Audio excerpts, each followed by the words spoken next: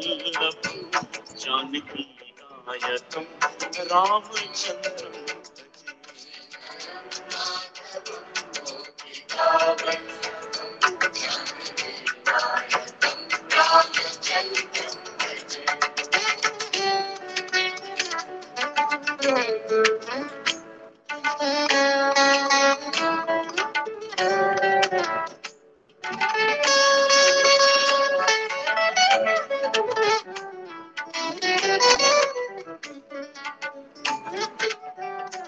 कौन कहते हैं बंसी बजाते नहीं,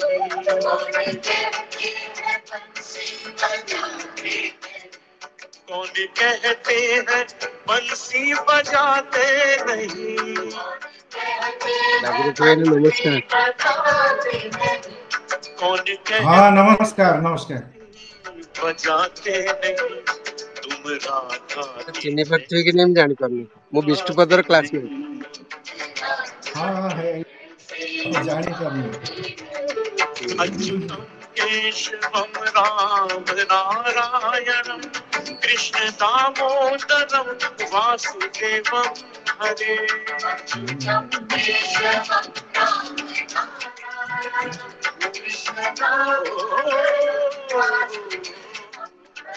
श्रीधरम माधवम गोपिका वल्लभम जानकी नायकम रामचंद्रम भजे। काली प्रसाद काली प्रसाद जय जय जय श्री श्री राधे। गुरुपादः प्रणामः प्रणामः। हाँ प्रणामः प्रणामः प्रणाम गुरुजी। प्रारंभ किया जाए। हाँ आपकी आज्ञा की प्रतीक्षा थी। हाँ बिल्कुल बिल्कुल बिल्कुल नंद जी प्रारंभ कीजिए। जी जी।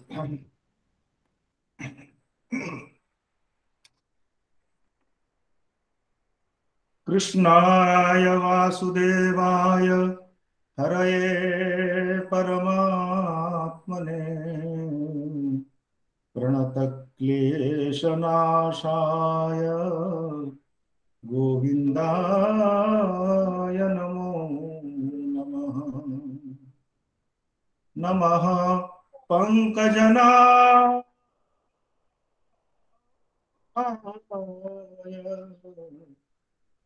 नमः पंकजमालिने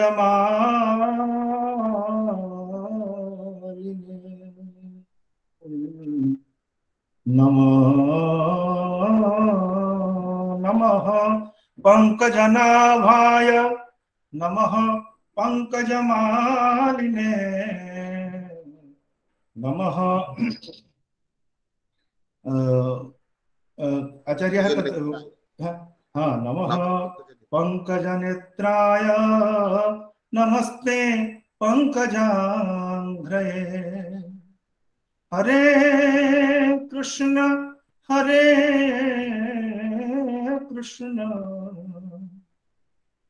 कृष्ण कृष्ण हरे हरे हरे राम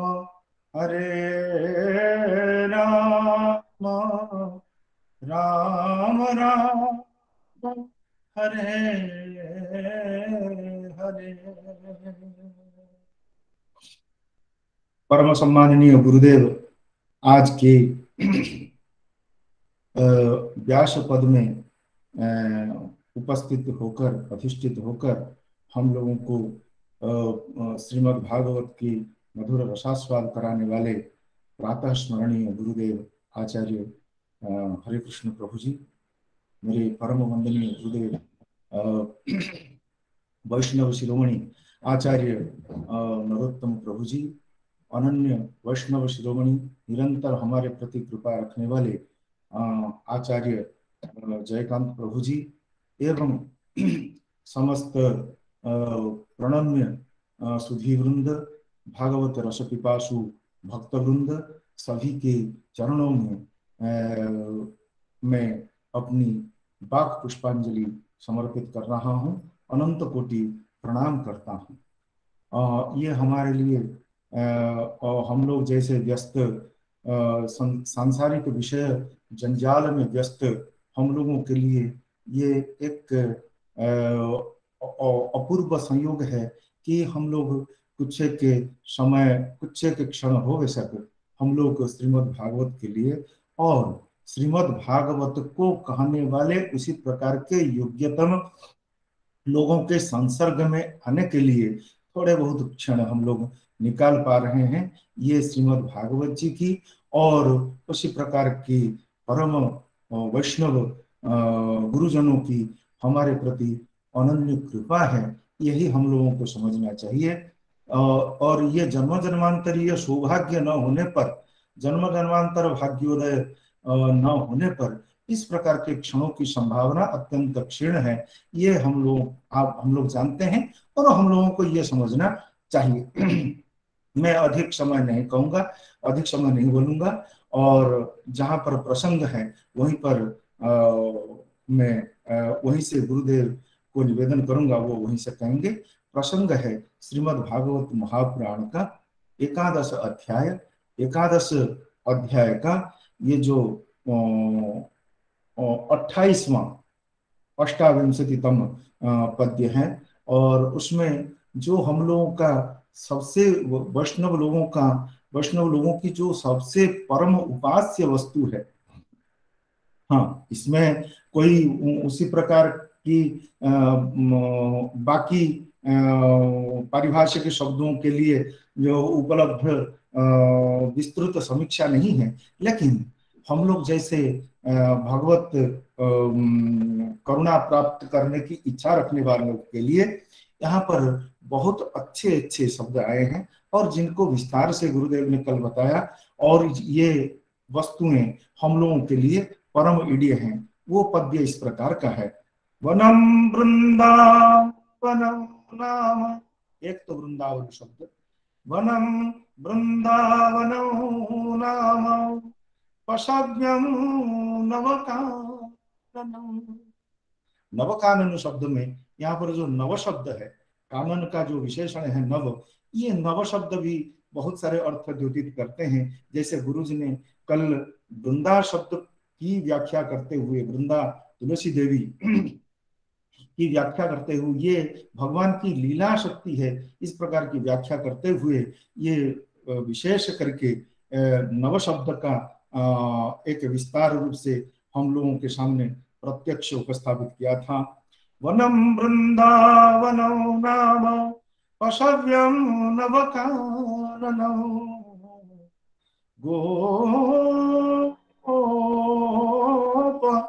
गोपी गवां सेव्यं पुण्याद्रि तृणवीरुधम। और यहाँ पर जो गोप और गोपी और गवां, जो वैष्णवों के समस्त अधिकतर प्रिय वस्तु, एक तो वृंदावन शब्द, और वृंदावन में विद्यमान जो वृंदा शब्द, और उसमें गोप और गोपी और गवां गौ, इनका ये जो महत्व है वैष्णवों के जीवन में, वैष्णवों की उपासना पद्धति में, ये सारे शब्द इसमें उपस्थित होते हैं।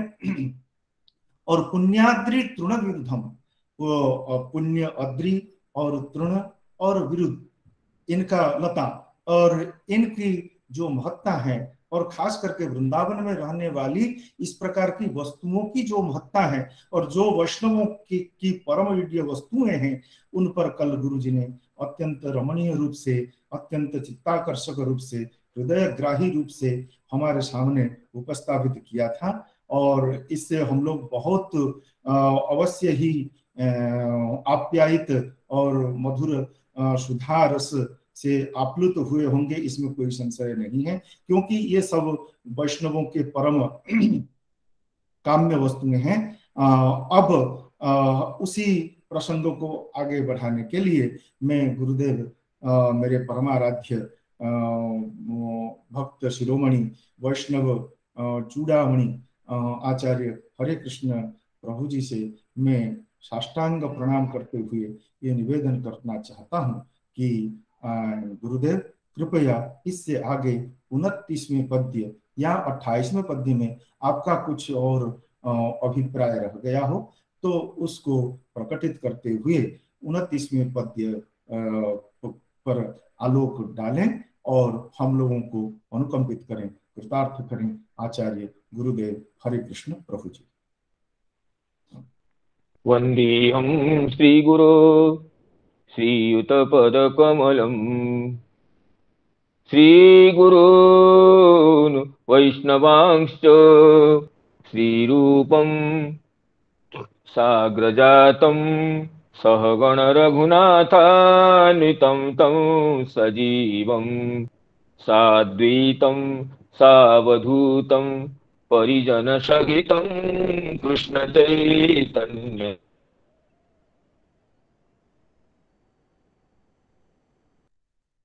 देवं श्रीराधा कृष्णपादान् सहगणललितान्वितां च रक्ताम्भोरुहदर्पभण्डाहार विलम्बिके मुकुटं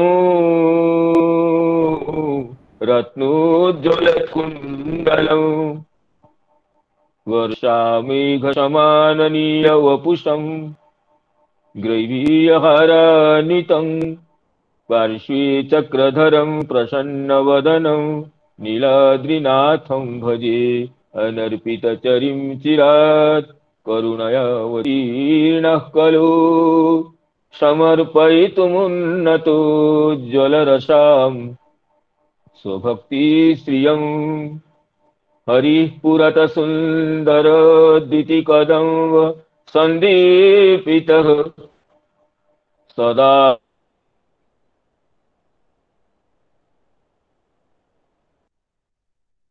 हृदय कंदरी स्फुरतु शचीनन्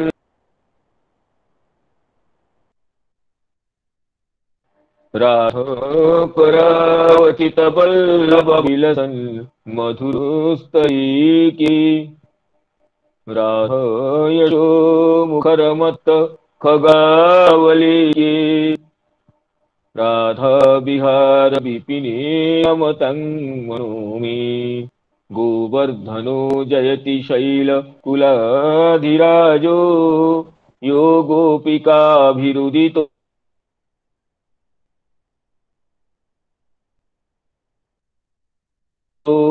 हरिदासवर्यः कृष्ण सप्ताहमस्य करपद्मतले व्यभाति तमादिदेवं सुहितावतारं तमालवर्णं करुणानिधानम् अपार संसार समुद्र सेतुं भजामहि भागवतस्वरूपम् सुसुख निभृत चेतास्तद्विदस्तन्यभावोऽप्यजित रुचिरलीला कृष्णसारस्तदीयम् व्यतनुत कृपया यस्तत्त्वदीपं पुराणं तमखिल वृजिनग्नं व्याससूनुं नतोऽस्मि नारायणं नमस्कृत्य नरं चैव नरोत्तमं देवीं सरस्वतीं व्यासं ततो जयमुदीरयेत्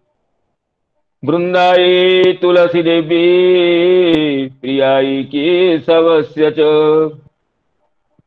कृष्ण भक्ति प्रदे देवी सत्यवती नमो नमः मूकं करोति वाचालं पंगुं लंघयते गिरिं यत्कृपातमहं वन्दे परमानन्दमाधवं वाञ्छाकल्पतरुभ्यश्च कृपा सिन्धुभ्यैव च पतितानां पावनेभ्यो वैष्णवेभ्यो नमो नमः पतितानां पावनेभ्यो वैष्णवेभ्यो नमो नमः।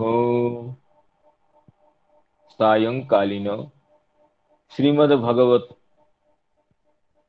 रसाप्लुत श्रीमद्भागवत कथा सत्र में समवेत समस्त वैष्णव वृंद, गुरुजन वर्ग, मातृवृंद तथा सुस्निग्ध मित्र मंडली को प्रणाम और कार्तक्य निवेदन करता हूँ।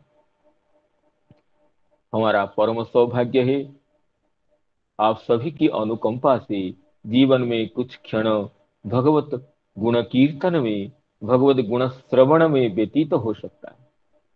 जैसे हमारे प्रिय मित्र सुहृत भागीरथी नंद जी अत्यंत मधुमय कंठ से भगवत गुणानुवाद करते हुए हमारे शुष्क हृदय को सचमुच सुशीतल भागीरथी धारा से प्लावित कर दिए हैं। तदनुसार हम गत के विषय को स्मरण करते हुए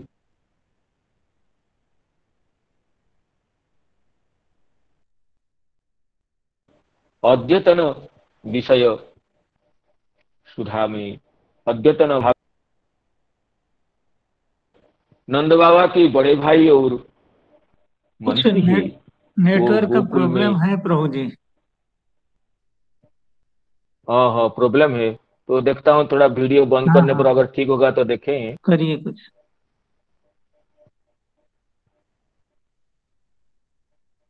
तो नंद बाबा के जो बड़े भाई उपनंद जी हैं, वो गोकुल में प्रतिदिन जायमान जो विपत्ति उत्पात है उससे त्रस्त होकर के ये चाहते हैं कि हम वृंदावन को चलेंगे, गोकुल को छोड़ करके। तो इसलिए उपनंद जी ये बताते हैं कि वृंदावन की जो महिमा जो उन्होंने सुनी है देखी है उसको बता रहे हैं। वनम वृंदावनम नाम प्रसव्यम नव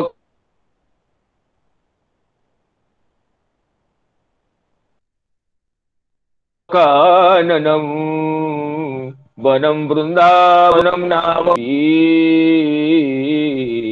गवाम सेव्यम पुण्याद्रि तृणवीरुधम।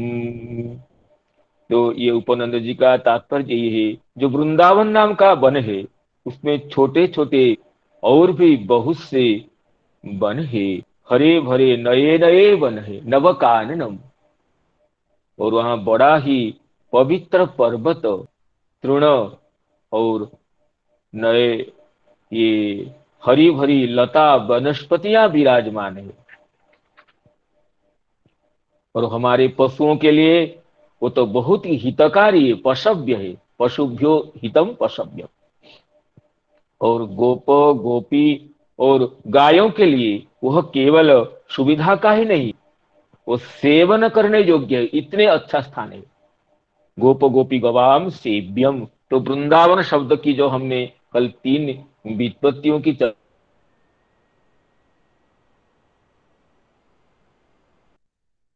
चर्चा की थी कि वृंदाया वनम वृंदावन, भगवती वृंदा जिस स्थान का दायित्व जिसका आधिपत्य दिए थे वो वृंदावन है। और वृंदस्य भक्त वृंदस्य अवनम रक्षणं यस्मात् तद वृंदावनम, जो अपनी अनुकंपा से अपनी महिमा से भक्त वृंदों का अवन अर्थात रक्षण करते हैं वो वृंदावन है। या वृंदानी आसमंतात बनति खंडयति तिरस्करोति न्यक्करोति वृंदावनम। समस्त ऐश्वर्य वृंदों को, समस्त सिद्धि वृंदों को भी जो नेकृत कर देती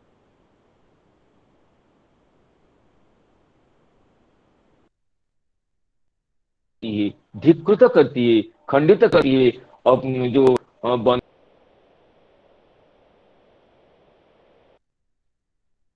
जो वृंदावन एक कनिष्ठ भक्त है मुझे, और कहीं वृंदावन एक कुनी बना भी पसंद करते हैं, और कहीं तो चिदानंद देह की भी इच्छा नहीं करते हैं। जैसे प्रबोधानंद सरस्वती जी अपने वृंदावन महिमामृत में ये द्वितीय शतक के प्रथम कह रहे हैं, एक श्लोक तो अत्यंत दिव्य महिमा लिखे उन्होंने।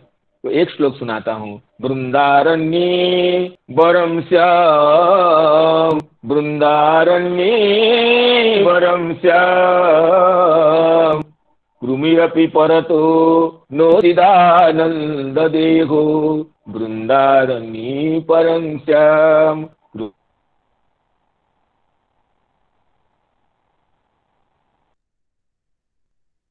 कृमिरपि परतो नो चिदानंद परत्राद्भुतानंत भूति। वृंदावन में रंग होकर भी रह सकता हूँ, लेकिन और कहीं चिदानंद विभूति विशिष्ट होकर रहने की भी मेरी इच्छा नहीं है। शून्योपि स्यामिह श्री हरि भजन रवि नाति तुच्छार्थ मात्रे। और बड़ी बात कह देते हैं यहाँ पर, हरि भजन रहित होकर मैं रहना चाहता हूँ। अगर हरि भजन करना संभव नहीं है तो वृंदावन में हरि भजन लव से रहित होकर भी रह सकता हूँ, लेकिन और कहीं तो ये गोपी जन रमण पदाम्भोज दीक्षा सुख में भी नहीं रहना चाह रहा हूं। इतनी वृंदावन की महिमा से प्रबोधानंद सरस्वती आकृष्ट है। शून्योश्यामिह श्री हरि भजन लवे नाति तुच्छार्थमात्रे लुब्धो नान्यत्र गोपी जन रमण पदाम्भोज दीक्षा सुखेपि। ये तो भक्तों की भगवत धाम निष्ठा है। धाम में, भगवान के धाम में किस तरह आसक्ति होनी चाहिए, इसका प्रमाण है। भगवान के धाम, लीला, नाम, रूप सब अभिन्न होते हैं। समस्त भक्तों की अलग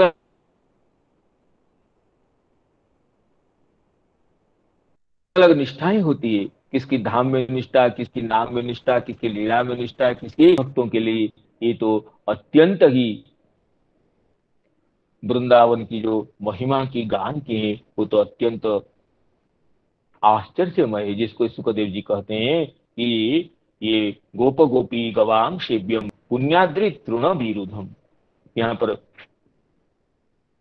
बड़े ही पवित्र पर्वत अर्थात गिरिराज गोवर्धन तो है, और बृहस्सानु जिसको अभी बरसाना कहते हैं, बृहस्सानु या बरसानु अत्यंत ऊंचा पर्वत, और नंदीश्वर पर्वत, इस पावन पवित्र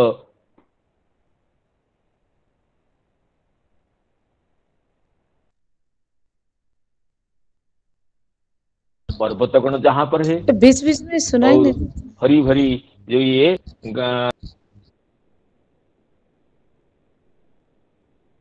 अकल वृंदावन की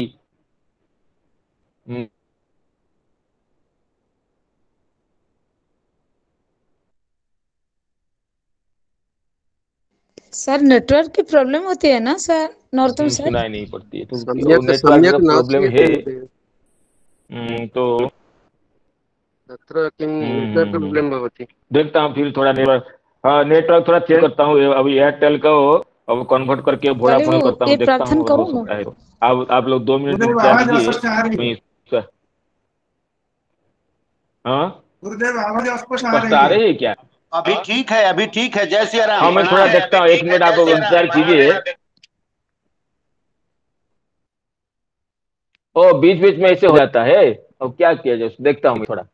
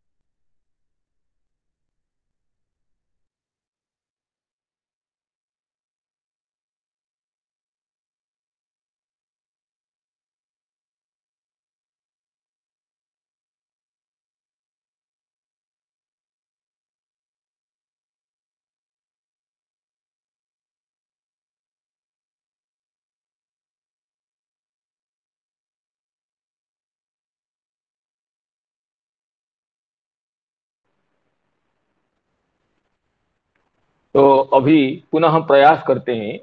अभी देखता हूँ नेटवर्क, अभी आवाज आ रही है क्या? जी आ रही है, और तो आ रही है। अभी आवाज आ रही है कुछ? आ रही है। हाँ ठीक है। हाँ तो पुनः हम प्रयास करते हैं। तो ये वृंदावन का जो परिमाण अभी दिखाई देता है वृंदावन नगर के रूप में, वो तो संक्षिप्त रूप में कहते हैं श्री जीव गोस्वामी पाद।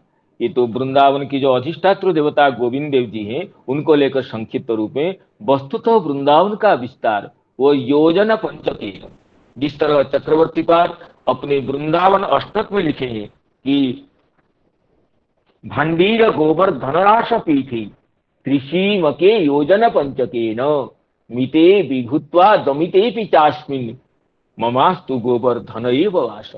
भांडीर भट्ट और ये गोवर्धन रासपीठ, इन 3 सीमाओं को लेकर योजन पंचक में विस्तृत है, जिसके बीच में छठीकरा ग्राम भी आ जाता है, जिसका प्राचीन नाम सट्टीकरा है। तो इस तरह ये योजन पंचक अर्थात 20 कोश में परिव्याप्त है। तो ये तो योजन पंचकम कल हरिवंश का श्लोक जो श्री जीव गोस्वामी टीका में उद्धार किए हैं, हरिवंश का श्लोक जिसमें कहे पंच योजन में वास्ति वनम देह में देह रूपकम कालिंदीयम सुषुम्नाख्या परमामृत वाहिनी। ये वृंदावन मेरा शरीर के स्वरूप है, पंचयोजन परिमाण जो वृंदावन, इसमें भगवती कालिंदी यमुना जी सुषुम्ना स्वरूप है। इस तरह का वर्णन है। तो वृंदावन की महिमा तो आगे हम पढ़ सुनेंगे, और तो इसके बाद हम आगे अग्रिम श्लोक में प्रवेश करते हैं। तो कहते हैं तच्छ्रुत्ते कधियो गोपा साधु साध्वितिवादिनः, तच्छ्रुत्ते कधियो गोपा साधु साध्वितिवादिनः, व्रजान् स्वान् स्वान् समायुज्य ययुरूढ़ परिच्छदा यजुरूढ़ परिच्छदा। कहते हैं तच्छ्रुत्ते कधियो गोपा, उपनंद जी की बात सुन करके समस्त गोपगण साधु साध्वितिवादिन, साधु साधु बहुत ही अच्छा, बहुत अच्छा करने लगे, क्योंकि उसमें कोई संशय तर्क वितर्क नहीं किया उन लोगों ने। क्यों ना कहें कि इस विषय में किसी का मतभेद नहीं था, क्योंकि वे सब एक धियः, जिसकी व्याख्या में श्री श्रीधर स्वामी पाद कहते हैं एक धियः विप्रतिपत्ति रहिता, वो मतभेद रहित है, एकाधी जैसाम ते। लेकिन इसमें टीकाकार गण तो श्री वैष्णवानंदिनी में या वैष्णव तुलसी में कहते हैं एकस्मिन् धीहि येषां ते, एकस्मिन् श्री कृष्ण एव धीहि येषां ते, एकमात्र श्री कृष्ण में ही, श्री कृष्ण विषय का सुख में ही समस्त ब्रजवासियों की बुद्धि थी। तो बुद्धिभेद क्यों होगा जब हम लोगों की बुद्धि संसार के स्वार्थ में रहती है। हम संत रहते हैं एक परिवार में, एक समाज में, लेकिन सबकी दृष्टि रहती है स्वार्थ के लिए, अपने स्वार्थ के लिए, अपने सुख के लिए हमारी दृष्टि रहती है। तो उसमें एक ही हम कैसे हो सकते हैं? लगते हैं कि हम एक साथ हैं, एक साथ रह रहे हैं, लेकिन एक परिवार होने पर भी, एक समाज होने पर भी, एक गांव होने पर भी, गांव समाज एक परिवार होने पर भी, भाई भाई होने पर भी क्यों होता है? बुद्धि में भेद हो जाता है। क्यों ना? सबका स्वार्थ अलग अलग होता है। अगर स्वार्थ में जरा सी बाधा आती है तो भाई भाई में भेद होता है, पिता पुत्र में भेद होता है। क्यों? हम लोग सब विभिन्न धीये विभिन्नेषु स्वस्वार्थेषु धीहि जैसाम, हम अपने स्वार्थ में ही, अपने सुख में ही, हमें कैसे अधिक स्वार्थ की सिद्धि हो, हमें सम्मान मिले, हमें सुख मिले, मुझे सुख मिले, इस तरह भावना जहां होती है वहां तो विप्रतिपत्तियां भरी रहती है, मतभेदों का तांता लगा हुआ रहता है। लेकिन जहां तो भगवान को लेकर के बुद्धि रहती है, भगवद विषयनी बुद्धि रहती है, भगवान के सुख को लेकर अपनी बुद्धि सुखमयी होती है, वहां भेद क्यों होगा? वस्तुतः स्वार्थमयी बुद्धि जहां रहती है वहां तो भेद रहती है, विप्रतिपत्ति रहती है, मतभेद रहता है।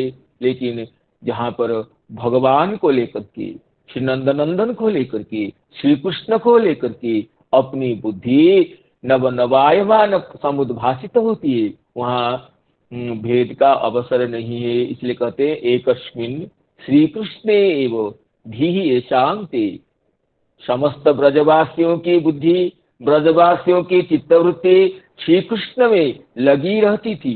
श्री कृष्ण को कैसे सुख मिले, ये नंदनंदन श्यामला श्याम सुंदर कैसे सुखी रहे, जो हमारे आंखों की तारा है।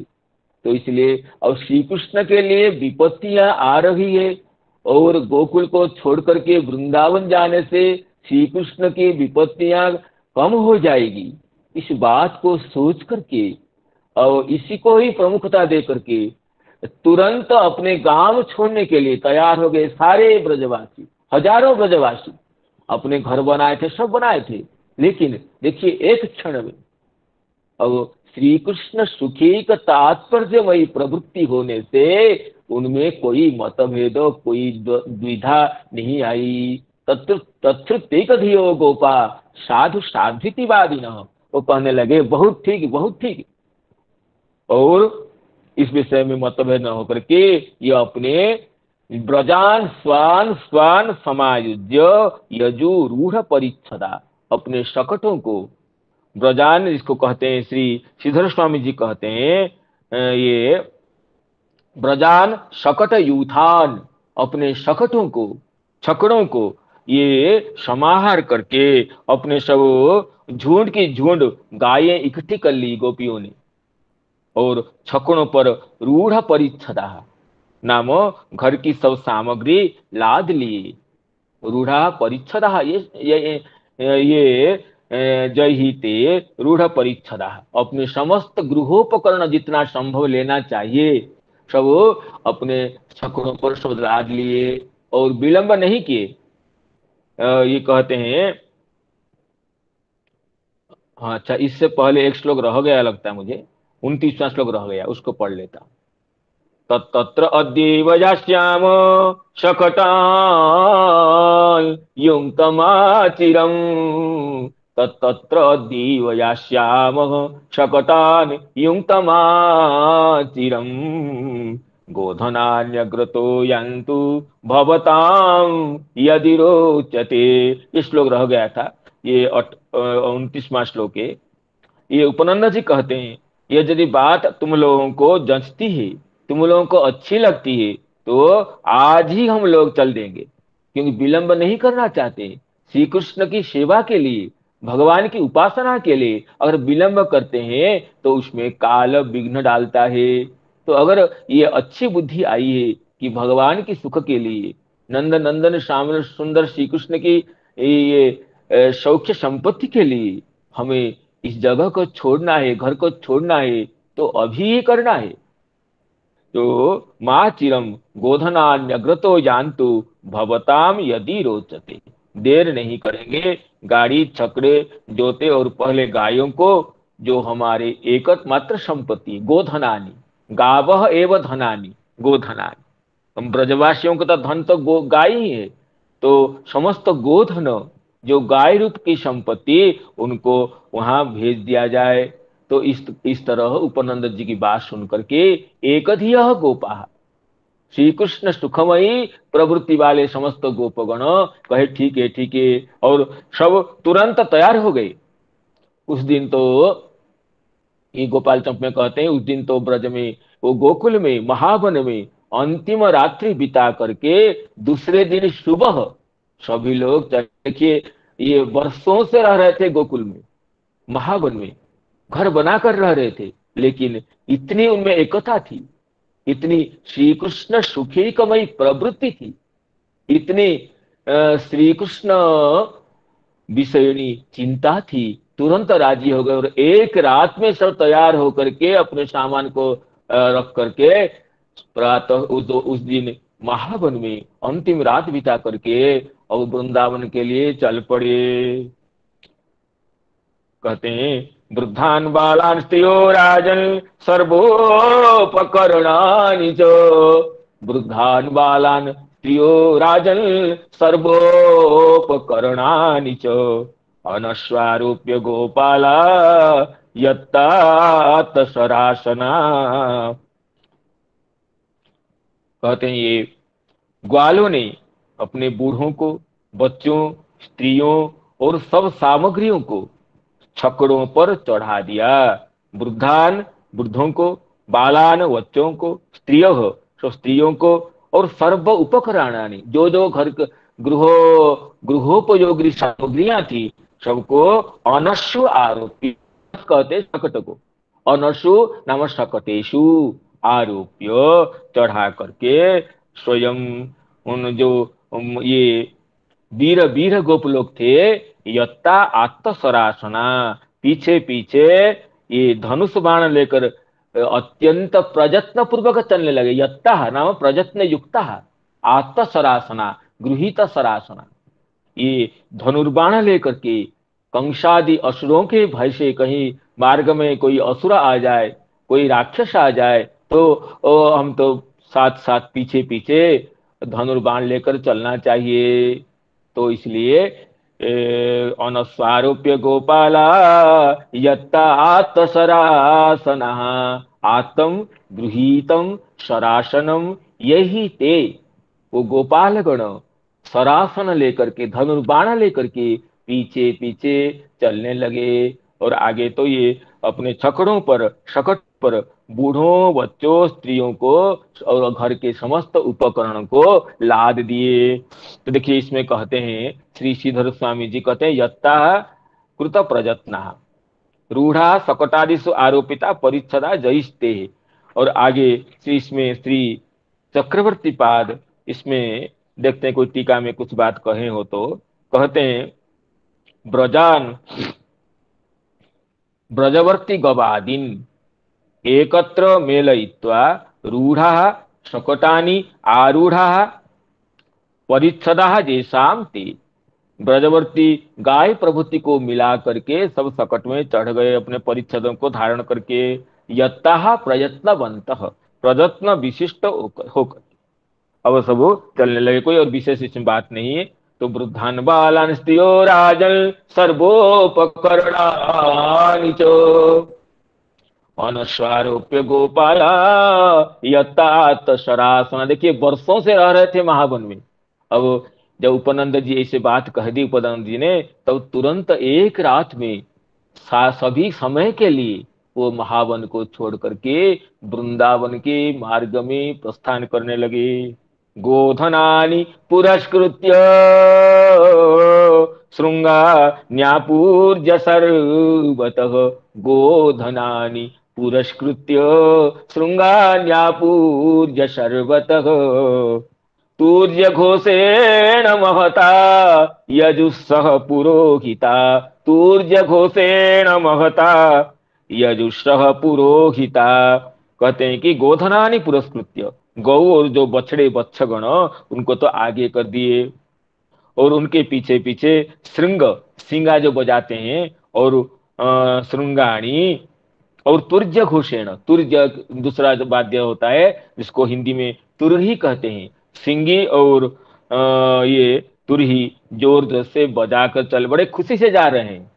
देखिए वो कितने प्राचीन स्थल को छोड़कर जा रहे हैं, लेकिन बड़ा उत्साह है।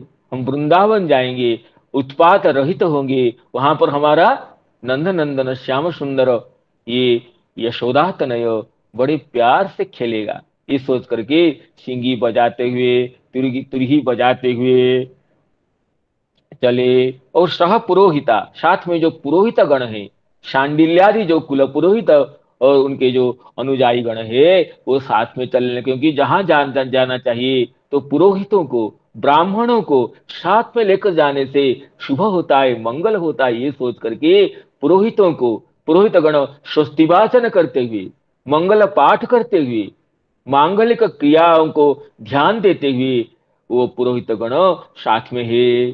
तो सह पुरोहिता, पुरोहितों को लेकर के सब चल रहे हैं। गोधनानि पुरस्कृत्य शृंगान्यापूर्य सर्वतः। तूर्य घोषेण महता यजुस्सह पुरोहिता। तूर्य घोषेण महता यजुस्सह पुरोहिता।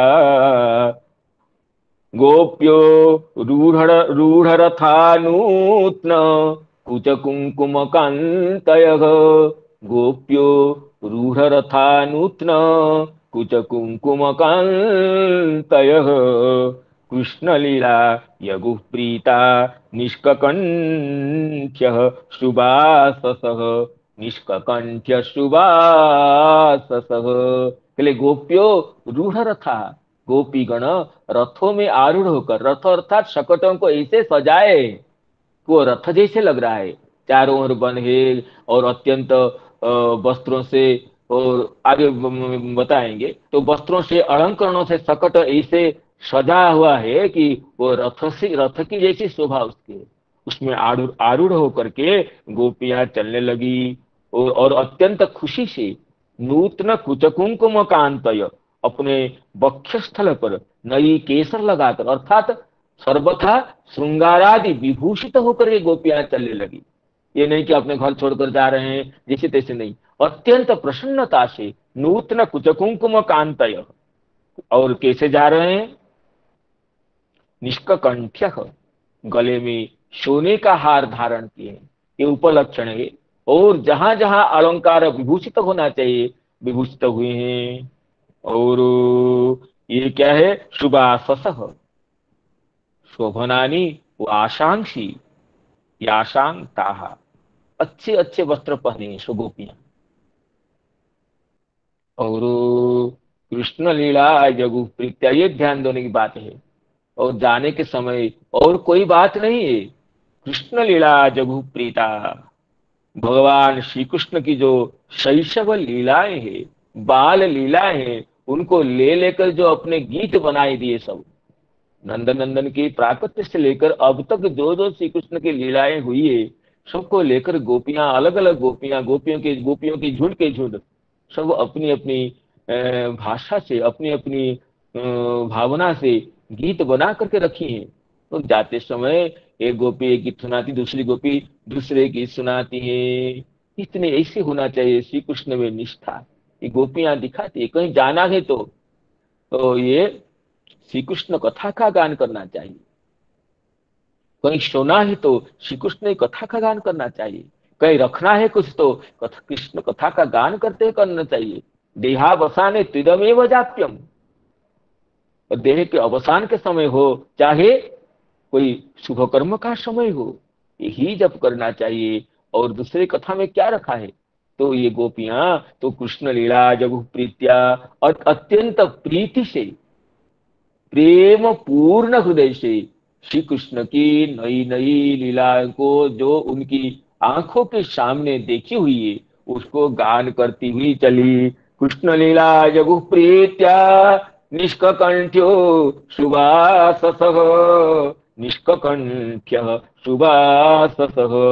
देखिए इसमें श्री श्रीधर स्वामी जी क्या कह रहे हैं, इसमें श्रीधर स्वामी जी कह रहे हैं, ये नूतने ही नवीने कुचगते कुंकुमे कांति याशांता, अपने वक्षस्थल पर नई नई केसर लगाकर रखे हैं ये गोपियां। अथवा नूतनेषु कुचेषु जद कुंकुमं तेन कांति याशांता, तो वक्षस्थल पर कुंकुम धारण करके उस सुगंध से चारों ओर ये सुगंधित करती हुई ये इस तरह गोपियां चलने लगी। और देखिए इस मातृस्थानीय गोपियों की चर्चा, क्योंकि अब जो कांता स्थानीय गोपियां हैं अब तो बड़ी बड़ी कहाँ हुई है, इस मातृस्थानीय गोपियों की बात है। क्योंकि भगवान की अब जी शैशव लीला की पूर्ति हो रही है, कौमार लीला का लीला की पूरी पूर्ति नहीं हुई है। क्योंकि आगे अवतार वर्णन हुआ कि भगवान अघासुर का वध कौमार लीला में करते हैं। अघासुर के वध की जो बात आती है वो कौमार लीला में होती है। ब्रह्म मोहन लीला छठे वर्ष में होता है। एक साल बच्चाओं को हरण कर लेते हैं ब्रह्मा जी, तो ये कौमार लीला की बात को ब्रह्मा ये गोपगण पौगंडक में माताओं को आकर कहने लगे। इससे होता है कि अघासुर मोक्षण लीला कौमार अवस्था की अंतिम लीला है। तो अघासुर मोक्षण तो वृंदावन में होता है और कौमार अवस्था 5 साल तक होती है। तो अभी 5 साल से पहले ही श्री कृष्ण ये शैशव लीला को पूरा करके कौमार लीला के कुछ बाकी अंश है जिसमें श्री कृष्ण ये बत्सपाल आदि करेंगे। पौगंड लीला में तो श्री कृष्ण गोपालन करेंगे, पशुपाल बनेंगे, लेकिन कौमार लीला में तो वो बत्सपाल होते हैं। तो अभी कौमार लीला पूरी नहीं हुई है, 5 साल नहीं हुई है, उससे पहले ही श्री कृष्ण ये शैशव की जो लीलाओं को यमलार्जुन भंजन के बाद की लीला, समस्त लीलाएं वृंदावन में होनी है। तो इसलिए ये उन सब लीलाओं को ये ब्रज गोपियां, मातृ स्थानीय गोपियां गान करती हुई चलती है। तो इसमें कह रहे हैं देखिए कि किस तरह ना अत्यंत प्रीत मन से, जिसको देखिए इसी चक्रवर्ती पाद कह रहे हैं। हाँ, चक्रवर्ती पाद इसमें कुछ नहीं दिए हैं। श्री वैष्णवानंदिनी टीका में श्री कहते हैं श्री बलदेव विद्याभूषण जी, निष्कानि पदकानि कंठेषु यासांता भूषणांतराणां उपलक्षणम।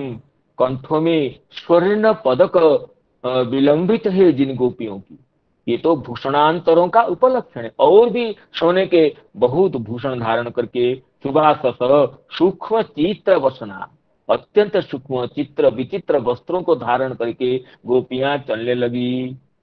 और क्या है आगे कह रहे हैं, हाँ, इसमें जो गोपियां है कहते हैं गोप्य गोप प्रवराणां पत्निय, ये गोप श्रेष्ठों की पत्नियां है। मातृ स्थानीय गोपियां है, ये वात्सल्य रससिक्त हृदया गोपियां है।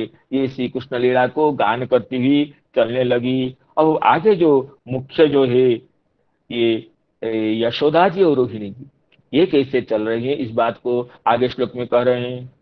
तथा यशोदा रोहिण्या, तथा यशोदा रोहिण्या वेकं शकटमास्तिते, तथा यशोदा रोहिण्या वेकं शकटमास्तिते। रेजतु कृष्ण रामाभ्यं तत्कथा श्रवणोत्सुके, रेजतु कृष्ण रामाभ्यं तत्कथा श्रवणोत्सुके, तत्कथा श्रवणोत्सुके। अब देखिए यशोदा रानी और रोहिणी जी भी ऐसे ही सज धज कर अत्यंत श्रृंगार विभूषिता होकर के अपने प्रिय पुत्र कृष्ण और बलराम के साथ एक छकड़े पर शोभायमान हो रही थी। और किसी को छोड़ना नहीं चाहती है, न कृष्ण को छोड़ना चाहती है श्री रोहिणी जी, न यशोदा जी छोड़ना चाहती है बलदेव बलराम जी को। तो इसलिए दोनों एक सकट पर समाविष्ट होकर के कृष्ण बलराम को साथ लेकर के चलने लगी। और तत्कथा श्रवणोत्सुके, कृष्ण बलराम जो दोनों बालकों की जो बाल वचन है, जिसको तोतली बोली कहते हैं, तोतली वाणी कहते हैं, सुन सुन करके तृप्त नहीं होती थी, श्रवणोत्सुके, और भी सुनना चाहती थी। और श्री कृष्ण बलराम अपनी तोतली वाणी में बालोचित भाषा में जो कह रहे हैं उसको सुनने की इच्छा है। या तत्कथा श्रवणोत्सुके, इसको आगे श्री जीव गोस्वामी जी कहते हैं तत्कथा श्रवणोत्सुके में दो तरह के समास करते हैं श्री जीव गोस्वामी जी ये वैष्णव तोषिणी में। देखिए कहते हैं तत्कथा श्रवणोत्सुको, तत्कथा का कहते हैं श्री कृष्ण जिन कथा जिस कथाओं के विषय श्री कृष्ण है, ये तत्कथा है। और दूसरा है कहते हैं कृष्ण रामाभ्यंश तयो जनकर्तृकाया कथाया, दूसरे लोग जो श्री कृष्ण लीला को गान कर रहे हैं उसको सुनने के लिए श्री कृष्ण विषयणी कथा एक अर्थ है। और दूसरा कथा है तयोरेव कर्तृभूतयोवा, या श्री कृष्ण बलराम जो कुछ अपने मुख से अपनी तोतली बोली से जो बोल रहे हैं उसको सुनने के। श्री कृष्ण बलराम विषय का जो लीला कथा जो दूसरे लोग गान कर रहे हैं उसको सुनने के लिए, उसको गान करती हुई, और या श्री कृष्ण बलराम खुद जो अपनी वाणी से कह रहे हैं उसको सुनने के लिए। ये दोनों तरह की कथा को सुन करके माताएं अघाती नहीं है, तृप्त नहीं होती है। इसलिए एक सकट में दोनों बैठ गई। तथा यशोदा रोहिण्या बेकं शकटमास्तिते, रेजतु कृष्ण रामाभ्यं तत्कथा श्रवणोत्सुके, रेजतु कृष्ण रामाभ्यं तत्कथा श्रवणोत्सुके, तत्कथा श्रवणोत्सुके। इसमें श्री चक्रवर्ती बात कर रहे हैं एकं सकटमिति द्वयोरेव पुत्र विरह सहना शक्ते, दोनों ही किसी पुत्र के, न कृष्ण बलराम के किसी के भी विरह दोनों माताओं के लिए असह्य होने से दोनों माताएं कृष्ण और बलराम जी को साथ में लेकर एक सकट पर बैठ गई हैं। और देखिए आगे इसमें कह रहे हैं श्री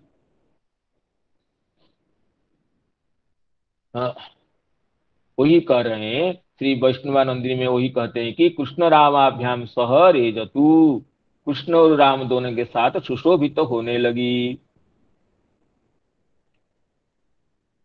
कहते हैं एकं महांतं शकटं चंदनम सपुत्रयोः सकिंकरी कयोर्दयोः, अपने पुत्रों को लेकर के, किंकरी गणों को लेकर के विशाल शकट में माता रोहिणी और माता यशोदा समाविष्ट होती है। और स्वयोः पुत्रयोश्च विरह सहन अशक्ते है, दोनों पुत्रों के किसी के विरह सहन न होने से दोनों एक साथ बैठती है। कृष्ण रामाभ्याम सह रेजतु तयोर जनकर्तृकायाः कथायाः तत्कर्तृकाया तस्या श्रवणोत्सुके, दोनों के अन्य जनों के द्वारा गीयमान जो कृष्ण कथा हो इसको, या और श्री कृष्ण बलराम की वाणी से निकलने वाली जो तोतली बोली हो उसको सुनने के लिए और बैठ गए। और कहते हैं कि इसमें श्री गोपाल चंपू में श्री जीव संपाद करें, विशाल कोलाहल होने लगा जब निकलने लगे। तदा ब्रजे कल कल कोटिर उत्थिता ही जय जिहि जिहि कार मिश्रिता, घड़द घड़द घड़दिति शाकटारवः स्ववाद्यकः पुनरखिलंगिल स्थितः। उस समय ब्रज में जब इतने सकट हजार गोपों चल रहे हैं तो उसमें ही जी जी इस तरह के शब्दों से मिली हुई असंख्य कल कल ध्वनि उठकर खड़ी हो गई। जो गोपगण तो अच्छे शब्द जानते हैं, गायों को बुलाने के लिए, भेजने के लिए किस शब्द किया जाए, तो ही जी ये शब्द था। और उसके बाद सारी कल कल ध्वनि को निगलने वाले गाजे बाजे के सहित, और कल कल ध्वनियों को भी ध्वनिया भी सीमित हो गई जब गाजे बाजे सुंगी और ये तुर्य बजने लगी। और घड़द घड़द धड़द धड़द बैलगाड़ियों का जो विशाल शब्द उपस्थित हो गया, इस तरह चलने लगे। अब श्री कृष्ण को साथ लेकर के कृष्ण कथा को गान करती हुई असंख्य गोपियां जब चल रही है तो किस तरह की शोभा होती होगी, इसको तो जो देखे होंगे वही समझे होंगे। इसमें कहते हैं श्री जीव गोस्वामी पाद अपने दर्शन करते हुए, एको धावति कश्चनाह्वयति कोप्योत्तरं भासते कस्ते तत्र निवृत्य गच्छति निजं संभालयत्यन्यकः सर्वो गायति कृष्ण बाल्यचरितं बाष्पायते स्तंभते सृज्यत्येजति ओम हर्षमयते वैवर्ण्यमासीदिति।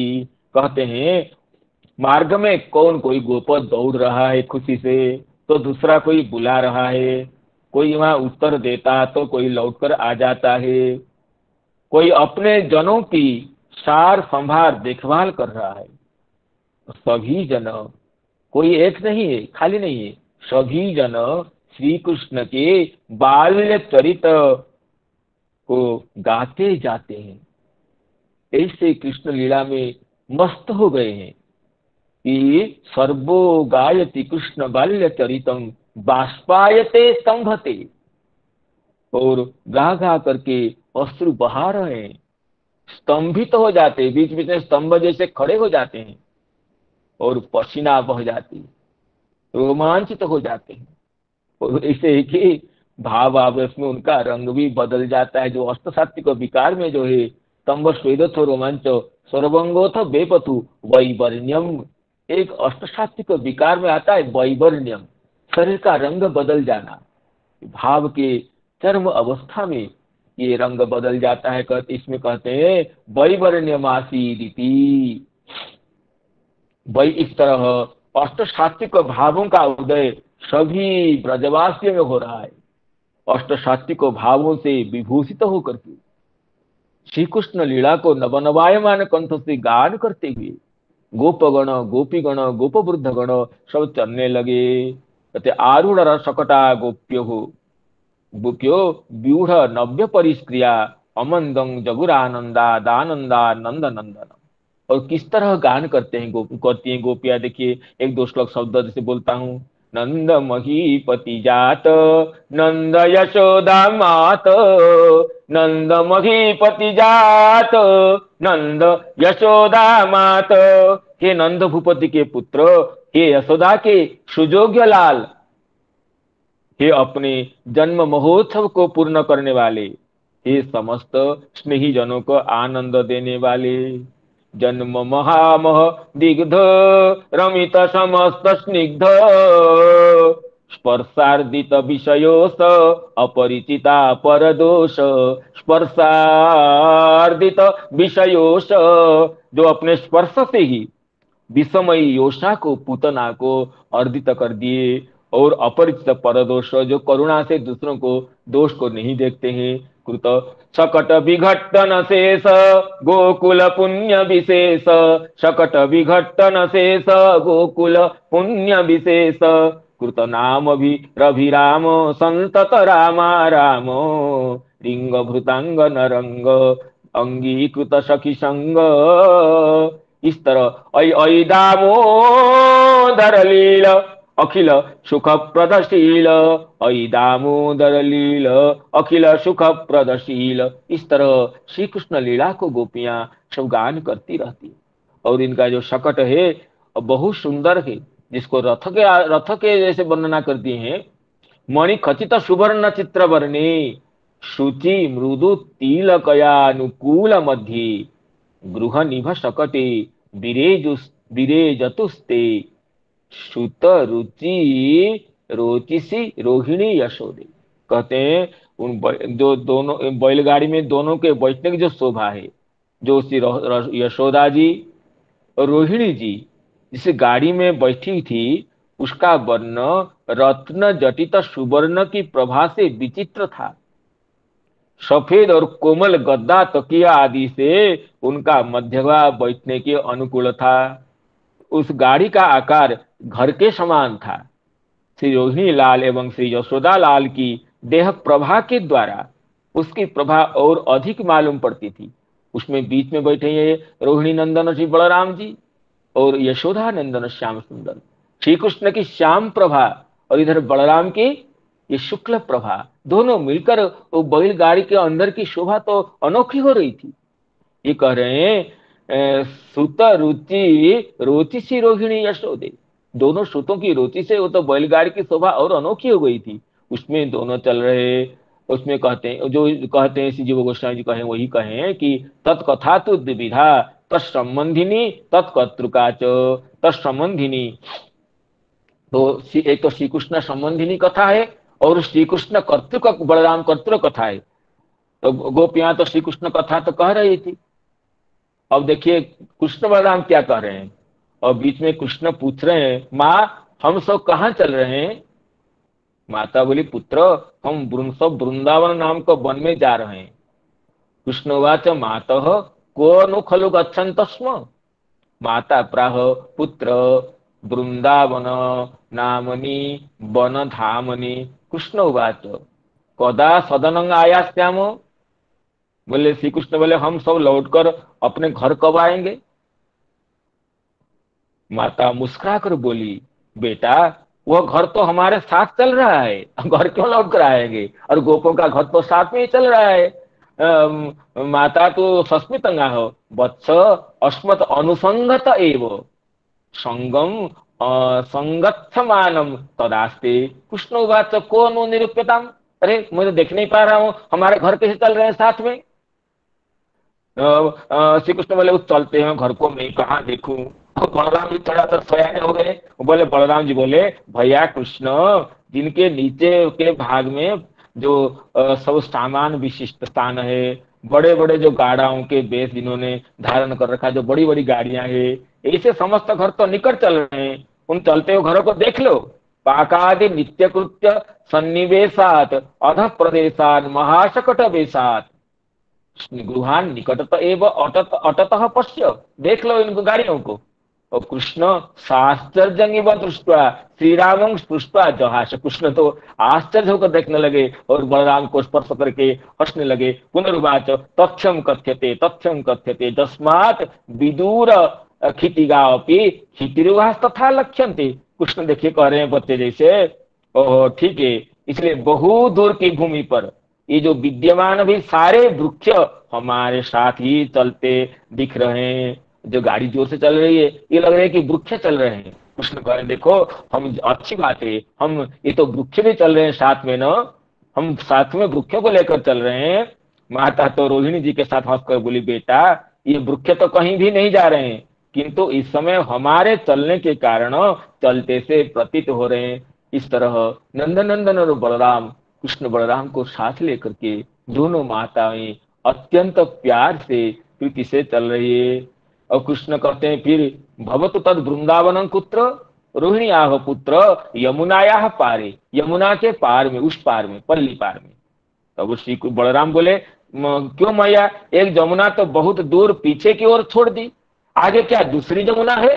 बलराम जी बोलते हैं एक तो जमुना आगे चली गई, कि आगे दूसरी जमुना फिर आएगी, जमुना के पल्ली पार कैसे? माता हंसकर बोलती है देख बेटा उस जमुना की गति कहीं भी किंचित विच्छिन्न नहीं हुई है, वो जमुना तो बहुत दूर से प्रवाहित होकर चल रही है, विच्छिन्न नहीं हो रही है। एक जमुना को छोड़कर दूसरी जमुना क्यों आएगी? बलराम जी तो माँ की ऐसी बात सुनकर सुख की परिपाटी के सहित आश्चर्य पूर्वक माँ के मुख को देखने लग गए। बलराम जी हठात समझ नहीं पाए कि ये जमुना जी कैसे बहती विच्छिन्न नहीं हुई है। तो रामस्तु मातृ मुखम शास्त्रतया ससुख तर्जम पश्यति स्म। फिर कृष्ण बोल रहे देखो इस स्थान की तरह वहां पर जमुना अच्छी तरह दिखाई देती होगी। उन दोनों उल्लासपूर्वक हंस करके बोलने लगी अच्छी अच्छा माता बोलती है, श्री कृष्ण बोलते हैं रोहिणी जी को अच्छा छोटी माँ वहां पर ऐसी कौन सी सुख संपत्ति है जो इतने परिश्रम से हम जाएंगे? तो रोहिणी बोले बलाला वहां पर खेलने के स्थान बहुत खिलौने हैं। ये सुनकर के रोहिणी माता के बात सुनकर के श्री कृष्ण हर्षपूर्वक निष्कलंक चंद्रमा के समान बलराम जी के गोद में अपनी श्यामल कांति को अलंकृत करते हुए बैठ गए। जब बहुत खिलौना वहां पर है सुन करके अब बाल गोपाल तो बहुत खुश हो गए। इस तरह उनकी यात्रा चल रही है। तो यात्रा की आगे वाली जो कथा है हम पुनः आगे आस्वादन करेंगे आप सभी की अनुकंपा से। तो कथा में संजात समस्त त्रुटि विच्युति प्रमाद अपराधों के लिए अत्यंत विनय के साथ क्षमा प्रार्थना करते हुए मैं अपनी वाणी को विराम देना चाहता हूँ। तो आगे पुनः आप सभी की अनुकंपा से स्मरण करेंगे। हरे कृष्ण कृष्ण कृष्ण हरे हरे, हरे राम राम राम हरे हरे।